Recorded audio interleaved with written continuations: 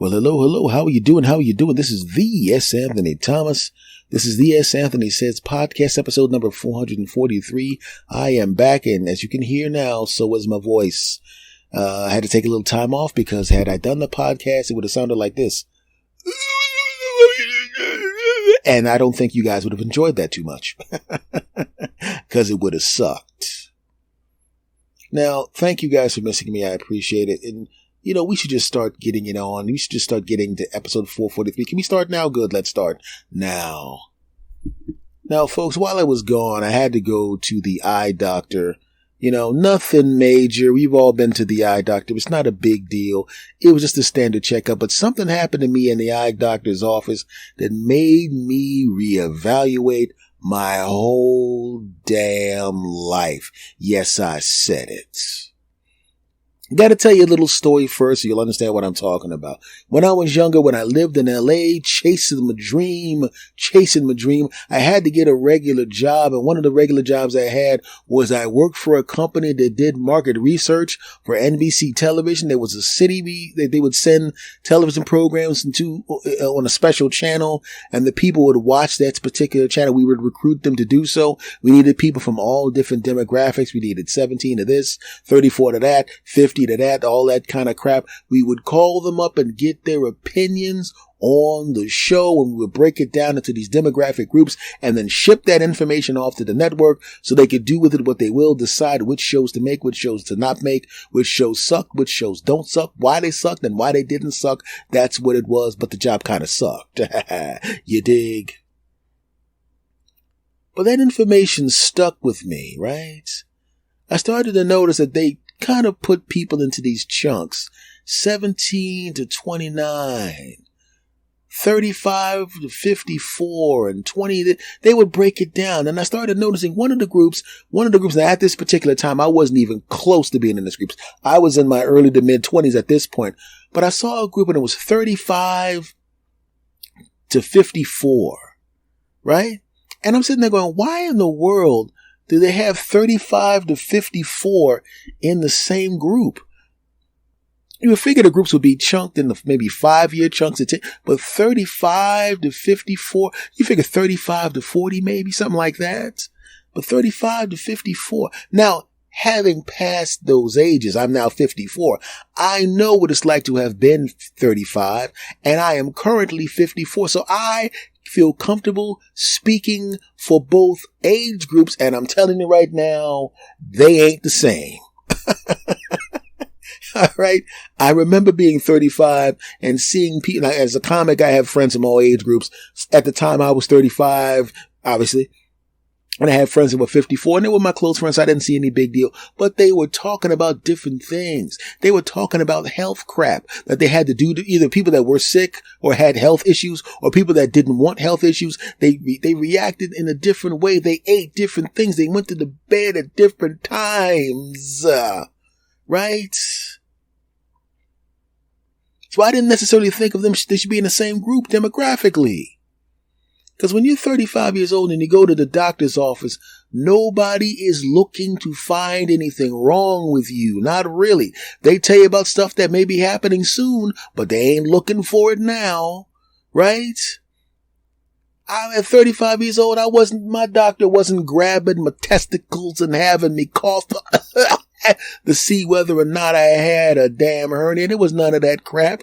I didn't have my doctor snapping on that plastic glove and jamming her hand up my buttocks, or at least the middle finger up my buttocks. There was none of that crap, right?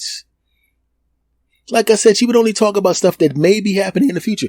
5 years from now, we're going to have to get this exam and this, right? But once you get past a certain age, once you get on the north side of 40 or 50, you become like a car when you go to the mechanic, or when you take your car in, they go in and look at how many miles are on the car, and you hear them go, oh, Mr. Thomas or Mrs. whatever, and they pull out a card, and it's a card for your specific car, and it's yellow, and it has a whole lot of writing on it, and you're going, I'm in here for a diagnostic. Oh, you in here for a diagnostic, all right, but your car has hit a certain mileage, and they need needs to have his floop-de-floop, the whoop-de-whoop, the joop-de-joop. It needs to have his flop-flop-a-top change. It needs to rotate the floop-de-doops. It needs to do a brand new flop-flop-a-chop. It needs a whole new liquid flop-a-chop. And it needs a fichu-fichu and a couple of floop-de-doops. How much is the fadoop-de-doop? The fadoop-de-doop sounds expensive. Don't worry, the fadoop-de-doop is covered this time, but the flip-de-flop is not covered, and that's going to be $75, Jack. What? Oh, man. And that's just the way it is. Well, let's be honest. I used to jokingly call a friend of mine who was a doctor. Well, he's retired now, but I used to call him People Mechanic. Because I said, hey, man, he goes, yeah, because when we were younger, he would be a little arrogant about the fact that he was doctor, which is a great job.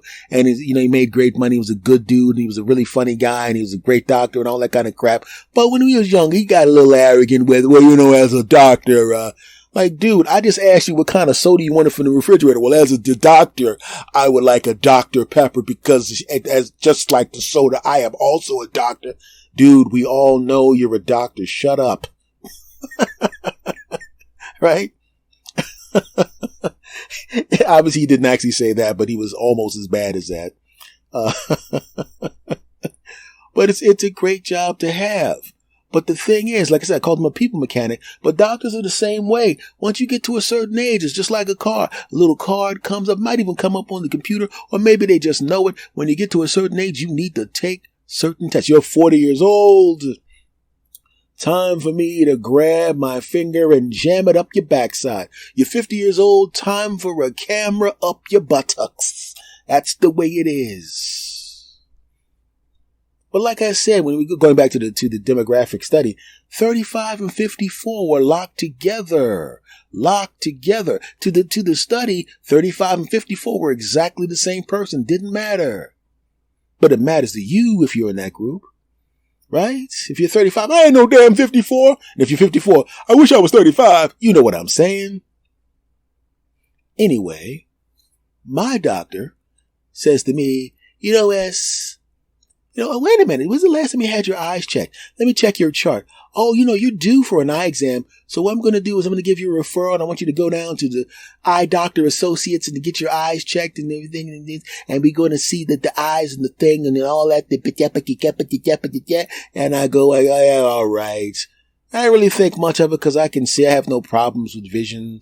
I have no problem driving at night. I can see my cell phone unless it's, I don't wear glasses walking around or anything like that. But if I have to read something like a small pill bottle or some crap like that, or if one of my younger relatives uses my phone and being a dickhead, they take the font and shrink it all the way down, trying to be funny. And one of them takes my phone. Hey, Uncle S, give me Uncle S's phone. Let me shrink this shit down. Take it all the way down. I'm gonna take it down I'm gonna take it out to where even I can't see the shit. Like I'm not gonna notice that. Did one of you jackasses take my phone and shrink it all the way down? No! You gotta go through 3 levels to be able to do this, you douche. Now put it back where it was before I kick you down the steps. Right? I keep forgetting that I was old and they're young. If I actually tried to kick them down the steps, there we go. That was an embarrassing attempt, old man. Now it's time to put you in the refrigerator. F y'all, back to me. Right? So I go to the eye doctor. I don't really need glasses. Like I said, I go to the eye doctor. And this is what the weird thing was, right? I'll just tell you exactly what happened. I head down to the eye doctor. It's in a place where I haven't been in a while. Everything looks different. The whole section of the city looks different. I almost got lost, found the eye doctor. And it's really weird being there that time of the morning because it's a really nice neighborhood and it's just too much activity for 8-something in the morning. Just way too much activity. You're seeing pretty ladies running around in their shorts. It's too cold outside for that crap. You see the coffee shops are all open. I'm like, what are all these people doing in the damn coffee shop at 8-something in the morning? Don't you people have lives, punk, right? Going to the doctor's office, forgot my mask. My mask is normally in the car. Obviously, I didn't drive here in the car, so I didn't have a mask. The guy at the front desk, didn't matter. He gave me a mask. No big deal. I go up the elevator to the doctor's office. I walk in and I notice that because it's been a couple of years since I've been in the doctor's office, the technology has changed drastically. It used to be stuff that was on paper. Everything is digital now, man. I give her my insurance card. She puts it on the desk. She takes a picture of it with a tablet, the license. Take a picture of the front and back with the license, right? Mr. Thomas, can you take your mask off? We need to get a picture of you for your ID. For the doctor, okay, I take a picture of me there. It's kind of cool. I sit down, and there's a nice older lady. She walks into the office. She's got to be at least 600-700 years old. She walks by, a beautiful older lady, like I said, about 1,000,000 years old. She waves at me, "Hey, Sonny." I go, "Hey, ma'am, nice to meet you." You know, and she sits down in the chair. Didn't think much of it, not a big deal, just a pleasant older lady. And the next person that walks in, that man is, I think, he had a picture, he had a hat on. It was a picture of him with, in a high school picture of him and Jesus, because they went to school together because he's that old. See what I did there? F y'all back to me. And I start to notice that everybody that comes in is about 1.5 million years old. Is this a coincidence? Is this a coincidence? Because I'm in here with these old people and I'm not old, am I?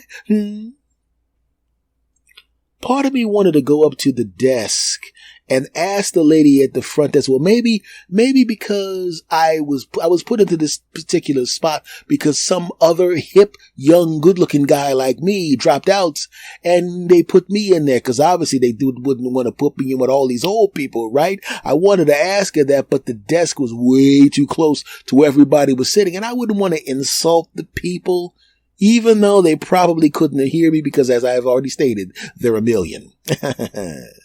Right? But I'm thinking, don't worry about it. It's only 5 people. Now it's 6. Then now there are 15 people who are 1,000 years old. Okay, I'm starting to see a pattern here, and I'm a little insulted, punk. Is this like that 35 to 54 thing where they're lumping me in with these people who went to school with God himself? I ain't that old, damn it. What the hell is going on here? So I'll go up to the front. I gotta ask this lady. I gotta know now because I'm getting ticked off. And I go, "Excuse me, ma'am. I noticed that a lot of the people here are really, really old. Is it a coincidence that I'm here?" No, it's not a coincidence that you're here. It's not a coincidence at all. This doctor works with, he works with everybody, but mainly he works with older people and checks older people's eyes. Maybe you didn't notice that I was whispering. Oh, I know you were whispering, but everybody else hears 1,000. They can't hear me. Oh. You could have been a little nicer about the whole situation. I mean, maybe they can't hear you, but I could hear that you're saying that everybody's old.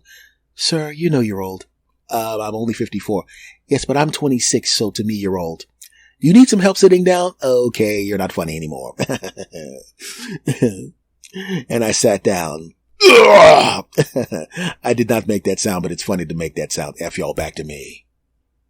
So I'm sitting there going, wait a second. Why am I really old? I don't look old when I look in the mirror. I mean, I got some gray in my beard, but I don't make noises when I sit down in the chair, I don't want to be indelicate, but, let's just say stuff still works, right? I got all my teeth. I got all my hair, right? I mean, come on. Mr.